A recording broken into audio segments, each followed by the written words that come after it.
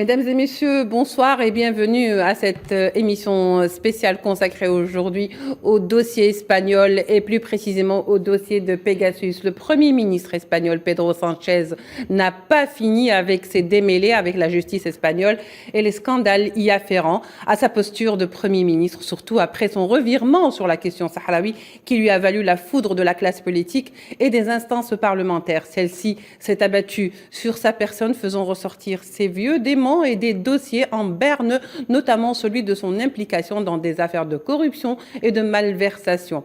Et comme un malheur n'arrive jamais seul, il a fallu cette affaire Pegasus pour renforcer davantage le clou. Bref, le Premier ministre est bien en mauvaise posture, d'autant que les dirigeants catalans ont du mal à avaler cette couleuvre, remettant en cause sa foi et l'accusant de faire dans la manipulation. Pour d'autres, donc cela pourrait expliquer en partie son revirement politique en faveur du Maroc. Le Merzen le fait probablement chanter. Pedro Sánchez n'a pas fini de faire parler de lui. Pour nous en parler sur les dessous et les revers de cette affaire, nous avons avec nous aujourd'hui par téléphone nos deux invités. Monsieur Sibachir Mohamed, professeur universitaire algérien, il sera donc avec nous par téléphone, et Monsieur Saïd Ayachi, le président du comité algérien de solidarité avec le peuple sahraoui, qui nous rejoindra également par téléphone en deuxième partie de cette émission. Le gouvernement espagnol, pour commencer, reconnaît que le ministre espagnol, Pedro Sánchez, et l'ancienne ministre de la Défense, Margarita Robles, ont fait l'objet d'espionnage de la part de Pegasus en 2021. Ça a commencé en mai puis en juin. Une écoute illégale et externe. Il ne s'agit pas de supposition, a déclaré lors d'une conférence convoquée par le Premier ministre de la présidence, Félix Bolaños. Monsieur donc Sibachir, quelles conséquences ont ces révélations sur l'avenir de Sánchez? Monsieur Bachir, Monsieur Sibachir. Oui, madame. Bonsoir. Oui, monsieur. Bonsoir, Sahaïd. Monsieur Sibachir, donc je disais, quelles conséquences ont ces révélations sur l'avenir du Premier ministre espagnol, Pedro Sánchez? Bon, pour comprendre ce qui se passe pour cet espionnage par le biais du logiciel Pegasus sur le Premier ministre espagnol, je crois qu'il y a deux postulats et une remarque. Le premier postulat, c'est que le seul pays à utiliser ce logiciel dans notre région, le Maghreb et la Méditerranée occidentale, c'est le Maroc, à des fins que l'on connaît tous, d'espionnage, de traitement de beaucoup d'informations pour, bien sûr, faire chanter les personnes sur lesquelles on exerce cet espionnage, pression, ou bien pour les pousser et les motiver, entre guillemets, à prendre des décisions ou à exécuter des revirements. Le deuxième postulat, je crois que le Premier ministre espagnol, pour se justifier auprès de la classe politique espagnole, se fait excuser, il veut se faire excuser à travers le fait que pour exécuter ce revirement, ou bien prendre acte pour le Maroc et oublier un peu les intérêts de l'Espagne énergétique, notamment avec l'Algérie, il se ferait excuser à travers cette excuse comme quoi il a été espionné par le biais de ce logiciel et que des informations ont fuité pour que il se ferait au conditionnel chanté par nos frères marocains, ou bien pour exécuter ce revirement. La remarque que l'on peut faire également, c'est que cette affaire-là confirme justement l'enquête faite par 17 organes de presse internationaux, et que le Maroc continue de renier jusqu'à présent, comme quoi le Maroc a utilisé ce logiciel pour espionner et la classe politique espagnole, la classe politique française et également des personnalités politiques algériennes, ce qui fait que tout ce qui se passe au Maghreb, et notamment les mauvaises décisions, l'état conflictuel dans cette région, est dû à une perception marocaine de ses intérêts au premier lieu et des relations j'utiliserai même le mot belliqueuse avec ses voisins, notamment l'Algérie, à cause, en premier lieu, de la question sahraoui, et en deuxième lieu, pour se refaire une certaine image auprès de sa population, après ce que l'on entend et ce que l'on voit de crise politique et sociétale au Maroc. Oui, alors il est vrai qu'aujourd'hui, Pedro Sanchez, chez lui ou dans son élément, dans son pays, il a vraiment la popularité en baisse. Et justement, certains observateurs doutent un petit peu de ces révélations, non pas qu'elles ne soient pas vraies, mais surtout qu'elles soient faites aujourd'hui et pas au moment où cela a été découvert. C'est-à-dire que quelque part, est-ce que vous ne pensez pas, Monsieur Sibachir, que Pedro Sanchez n'est pas tout à fait la victime, mais qu'il serait en train de manipuler, ou est-ce qu'il serait réellement victime? Et on verra par la suite pourquoi je pose cette question, parce que les Catalans voient d'un très mauvais œil cette nouvelle sortie de Pedro Sanchez. Non, madame, je me souviens avoir lu l'enquête, notamment du journal Le Monde, quand elle a été révélée. Il y avait le nom du Premier ministre espagnol, il y avait même certains noms de la classe politique espagnole qui étaient espionnés par le logiciel Pegasus pour le compte du Maroc. Alors, le fait que cette révélation soit faite maintenant, voilà, c'est ça. Par rapport au problème, au scandale qui oppose le Premier ministre espagnol à la classe politique, au Parlement espagnol, et les décisions qui pourraient être prises, et notamment au vu des élections qui pourraient avoir lieu dans un proche moment, et que le Premier ministre perdrait à cause de ce revirement des mauvaises politiques qu'il est en train d'exécuter au niveau sur le dossier énergétique et au détriment de ses relations privilégiées avec l'Algérie. Oui, alors peut-être qu'il veut se refaire une virginité, puisque de toute façon, il a à peu près, ou il s'est attiré à peu près l'animosité et la critique de toute la classe politique espagnole, mais également de certains partenaires comme l'Algérie, mais également de certains pays voisins. Donc, est-ce que finalement, le Premier ministre espagnol, Pedro Sanchez, ne cherche pas plus ou moins à faire des tours de manivelle pour retourner les situations en son avantage, alors qu'elles sont toutes les situations à son encontre? Monsieur Sibachir. Je ne crois pas que les choses vont s'arranger pour le Premier ministre, oui. Parce que même se faisant excuser avec ces révélations, il se pourrait que le Parlement ne change pas d'avis quant aux décisions prises par le Premier ministre d'exécuter ce revirement par rapport à la question sahraoui, et justement sur les décisions qu'il a prises par la suite, notamment l'utilisation du gazoduc Med Europe pour envoyer du gaz au Maroc. Ces décisions-là sont beaucoup plus des décisions personnelles et politiques, mais au détriment des intérêts de l'Espagne et de ses relations qui étaient, on pourrait dire, équilibrées entre les différents pays, notamment l'Algérie et le Maroc, et la neutralité par rapport à la question sahraoui. Ces choses-là ont changé. Par rapport à ces changements, la classe politique espagnole n'est pas d'accord, et les partenaires de l'Espagne, notamment l'Algérie, commencent à prendre des décisions qui iraient à l'encontre des intérêts de l'Espagne. Alors, une question qui viendrait à l'esprit, est-ce qu'aujourd'hui le Premier ministre espagnol, ou cette série ou cette succession de scandales, à savoir autant internes qu'externes, risque ou va-t-elle lui donc coûter son poste? Je crois que ce qui pourrait se passer, c'est un vote de confiance par rapport au parti du Premier ministre ou bien à sa politique, et cela pourrait motiver des élections législatives anticipées, et il se pourrait que le Premier ministre espagnol perde son pouvoir, et le changement, bien sûr, il faut comprendre que même avec le changement de gouvernement, la décision par rapport à la question sahraoui a été prise au nom de l'État espagnol, mais le changement de gouvernement atténuerait un peu, autant soit peu, la relation avec l'Algérie, notamment sur le plan énergétique. Donc, M. Pedro Sánchez Sy Béchir ne serait pas aussi victime qu'il le laisse croire ou qu'il le laisse paraître sur les médias.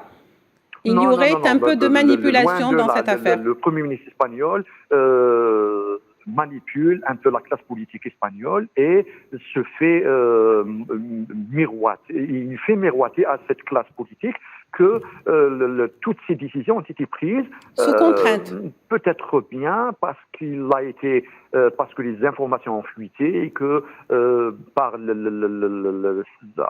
partir de ces informations, il aurait été obligé et poussé d'avoir ce genre de décision. La décision par rapport à la question sahraoui et quelques décisions qui ont suivi, notamment les questions sur le plan énergétique.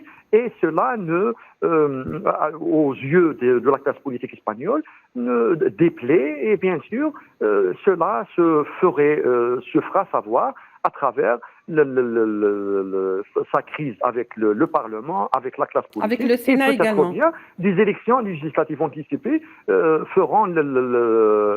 pousseront le Premier ministre espagnol à la sortie. À la porte, oui. Alors, Monsieur Sy Béchir, il y a aussi un point très important qui est donc le Premier ministre Pedro Sánchez, juste avant cette déclaration ou ces révélations, d'ailleurs qui ne sont pas nouvelles, ces révélations, comme vous le disiez tout à l'heure, le Premier ministre donc avait promis devant le Parlement de rendre des comptes, je cite, sur le scandale d'espionnage des dirigeants indépendantistes catalans.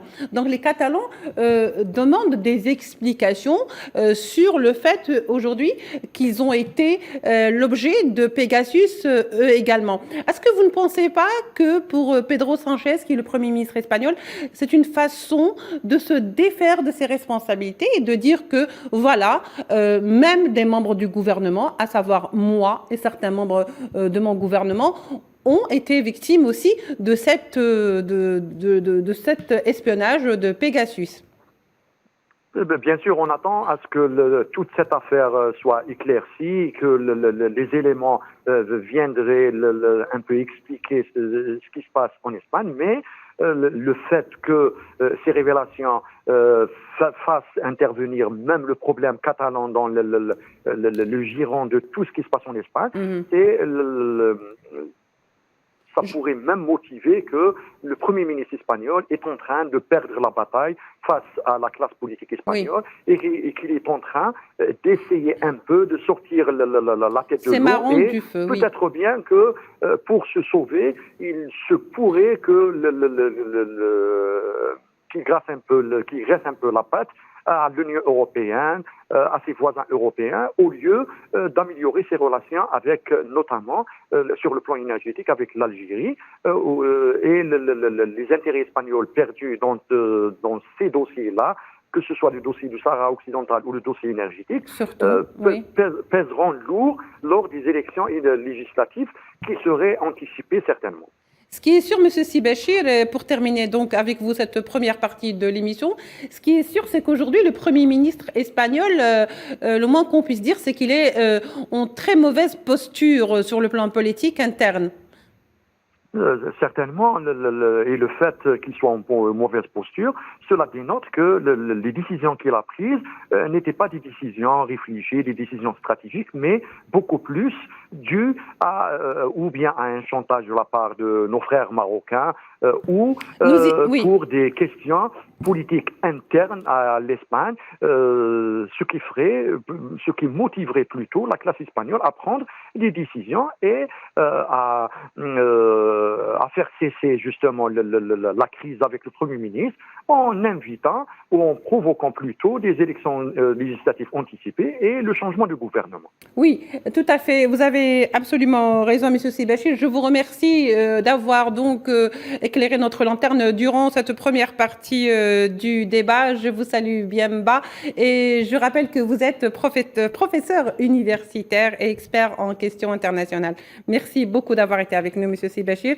Nous allons aller vers notre deuxième partie de l'émission. Dans quelques instants, nous allons retrouver également notre invité Saïd Ayachi. Saïd Ayachi, qui, je le rappelle, est le président du comité algérien de soutien ou de solidarité plus exactement avec le peuple sahraoui.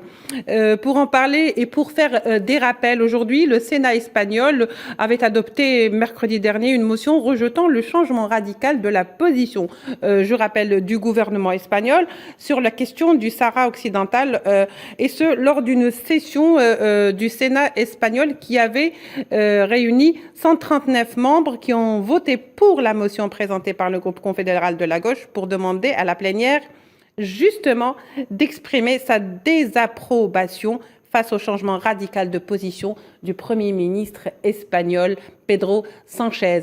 Monsieur Saïd Ayachi, merci de nous rejoindre pour cette deuxième partie de l'émission. Et comme je le disais tout à l'heure avec Monsieur Sibachir Mohamed, cela en vous, Monsieur Saïd Ayachi, est-ce que Pedro n'est pas en train de jouer le rôle de la victime ou est-ce qu'il n'est pas tout simplement en train de manipuler l'opinion publique espagnole? Alors, M. Pedro Sánchez n'est pas à sa première forfaiture près.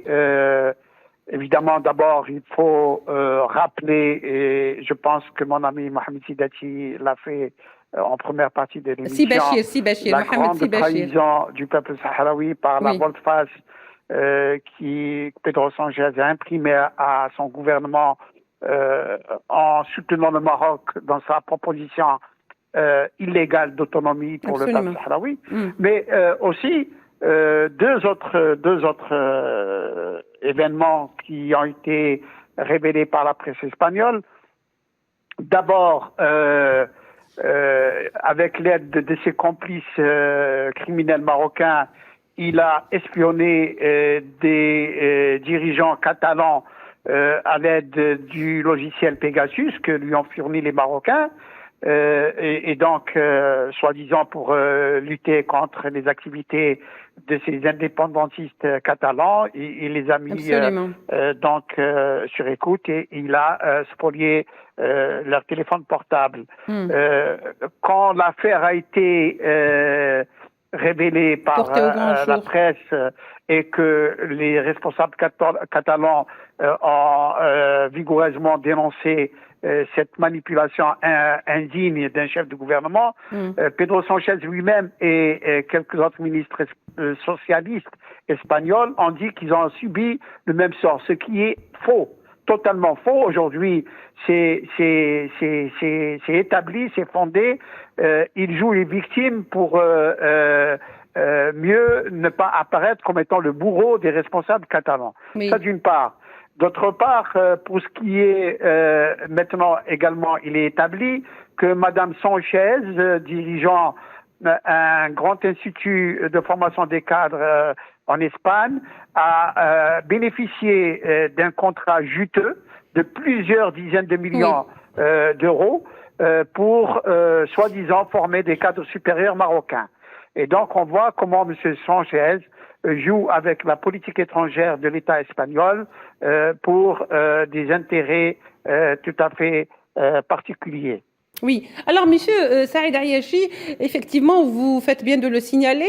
Est-ce qu'aujourd'hui, le fait de révéler ou de faire ces révélations au moment précis qui est celui d'aujourd'hui, de maintenant, et bien sûr que les révélations ou ces informations étaient déjà connues, mais le fait de les révéler aujourd'hui, ça quand même, ou ça contribue à un jeu politique qui peut-être pourrait faire les choux gras de Pedro Sánchez. Ne pensez-vous pas que quelque part, il cherche à se soustraire de ses responsabilités, puisqu'il se retrouve dans un étau, tant sur le plan interne qu'externe? Alors, monsieur peut-être Pedro Sánchez a estimé bon de révéler ou de faire ce genre de révélation pour se soustraire à toutes les responsabilités qui lui incombent.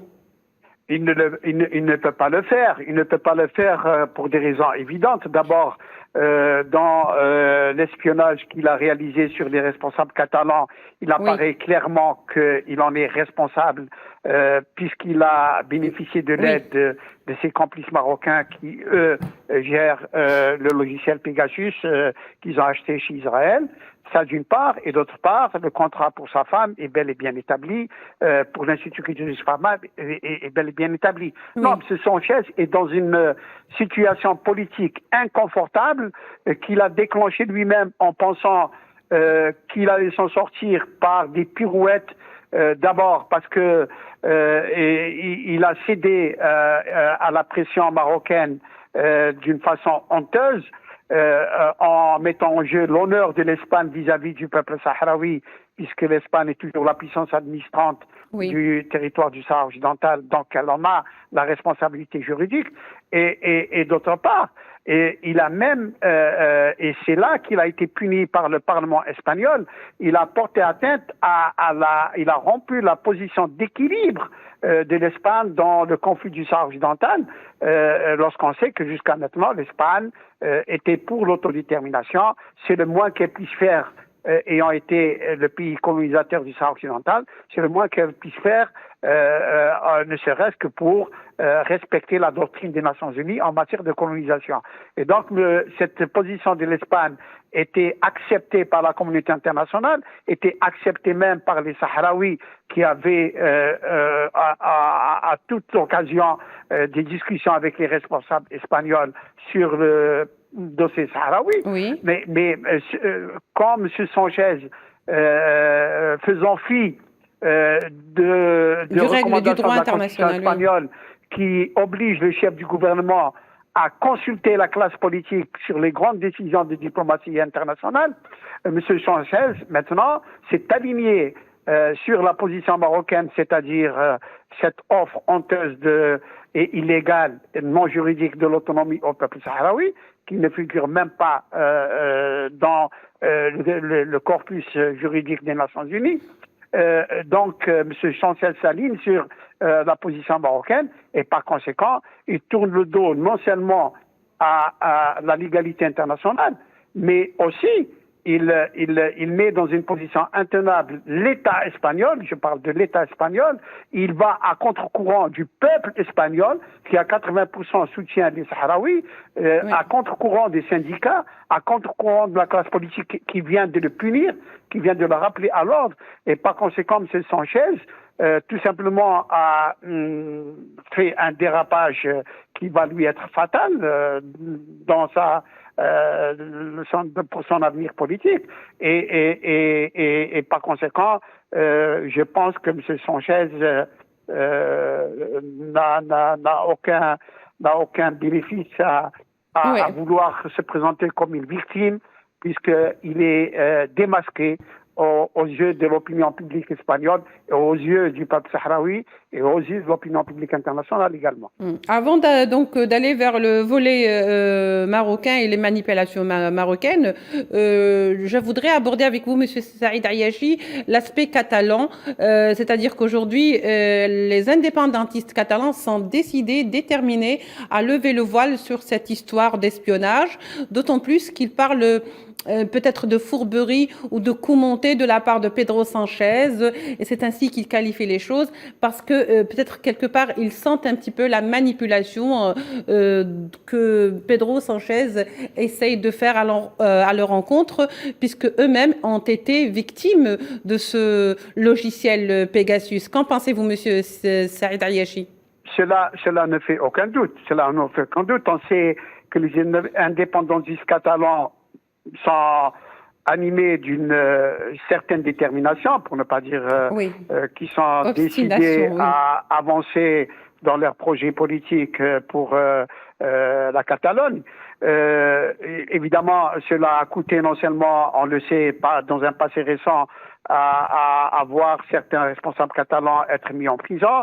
Bref, une affaire intérieure espagnole très complexe. Mais la responsabilité de Pedro Sanchez est entière et totale lorsqu'on sait que ce logiciel Pegasus a été utilisé par les services de sécurité espagnols avec la complicité des services de secret marocains et avec la couverture politique de Pedro Sanchez qui a autorisé la chose. Et lorsque ceci a été démasqué grâce, bien sûr, à des révélations faites aux responsables catalans, M. Sanchez croyait s'en tirer en disant « mais j'ai été moi-même victime de ce logiciel, de cette entreprise d'espionnage alors que ce n'est pas vrai. Bien sûr, cela a été fondé. Bien au contraire, M. Pedro Sanchez a couvert de son autorité politique les services de sécurité espagnols qui ont réalisé cette opération au détriment des responsables catalans. Oui. Alors, Monsieur Ayashi, pensez-vous aujourd'hui que Pedro Sanchez, le Premier ministre espagnol, est vraiment victime de pression, de chantage? Fait-il réellement l'objet de chantage de la part du Maroc, ce qui justifierait ou expliquerait ce revirement de position, ou en tous les cas, c'est ce qu'il cherche un petit peu à envoyer comme message? Là aussi, je suis de ceux qui en doutent fortement. Oui. Pourquoi? Parce que les pressions marocaines, ou le chantage, qu'il faut appeler les choses par leur nom, le chantage qu'exerce le Maroc sur l'Espagne, avec aujourd'hui l'immigration clandestine, mais dans un passé récent, c'était aussi en menaçant l'Espagne de l'inonder de drogue, soi-disant qu'on ne pouvait plus gérer les réseaux de drogue, et aussi avec le terrorisme, il y a à peine 10 ans. Rappelez-vous, tous les auteurs d'attentats en Europe et en Espagne, à 80% étaient d'origine marocaine, malheureusement. Donc, cela prouve non pas pour accabler le peuple marocain frère, mais pour dire que les services marocains étaient à la manœuvre. C'est eux qui organisaient, d'une certaine façon, ils étaient partie prenante dans l'organisation des attentats. Et donc, par conséquent, M.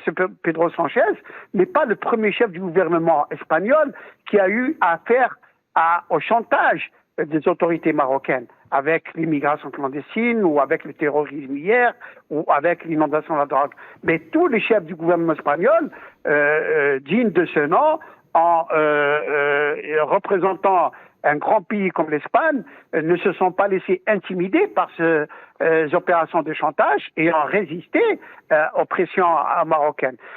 Si M. Sanchez a cédé, ou dit avoir cédé aux pressions marocaines, c'est tout simplement parce qu'il avait, d'une part, des intérêts personnels, on l'a dit, mais surtout parce qu'il est dans la tradition des socialistes espagnols de trahir le peuple sahraoui et de s'acoquiner avec les responsables marocains pour plusieurs bénéfices particulier. Oui. Alors, ne pensez-vous pas, Monsieur Saïd Ayashi, que finalement, le Premier ministre est tombé dans son propre piège, lui qui pensait peut-être s'en sortir avec juste des déclarations ou avec un simple revirement. Alors, il vient de perdre un partenaire de taille, il vient de s'aligner avec donc un voisin qui ne peut rien lui faire, si ce n'est peut-être des formes de chantage ou des dossiers qu'il ne voudrait pas qu'ils soient dévoilés. Et de l'autre côté, c'est toute la classe politique, à savoir le Sénat, le Parlement et la Catalogne, qui donc s'abattent sur lui comme la foudre. Est-ce que vous ne pensez pas que finalement il est dans un feu croisé aujourd'hui? Je crois que M. Pedro Sanchez ne fait que commencer à récolter ce qu'il a semé. D'abord, sur le plan intérieur espagnol, nous venons de le voir. Il s'est aliéné la classe politique espagnole et la représentation nationale espagnole, ce qui n'est pas peu de choses. Mais il faut qu'on sache aussi qu'il a tous les syndicats, je dis bien tous les syndicats espagnols, qui les désavouent dans sa volte-face au détriment du peuple sahraoui. Et là, il a surtout 85% du peuple espagnol qui le désavoue dans sa volte-face pour appuyer l'autonomie que propose le Maroc au peuple sahraoui. Je dis cela parce que nous sommes pas très loin des élections législatives en Espagne, et évidemment, il aura à ce moment-là la plus mauvaise récolte de sa trajectoire politique, c'est-à-dire il perdra le pouvoir et bien entendu son parti socialiste avec. Ça, sur le plan interne, sur le plan international, M. Sanchez a fait brièvement, preuve Monsieur Ayachi. Sa volte-face dont on vient de parler a fait preuve avec cela d'un grand niveau de médiocrité politique en évaluant de façon tout à fait erronée ses relations avec l'Algérie, puisque il y a à peine 3 mois, son gouvernement disait que les Algériens étaient des responsables fiables et digne de développer avec eux, et qu'il était digne de développer avec eux un partenariat stratégique. Et le gaz, je le rappelle, est un produit stratégique dans les relations entre les États.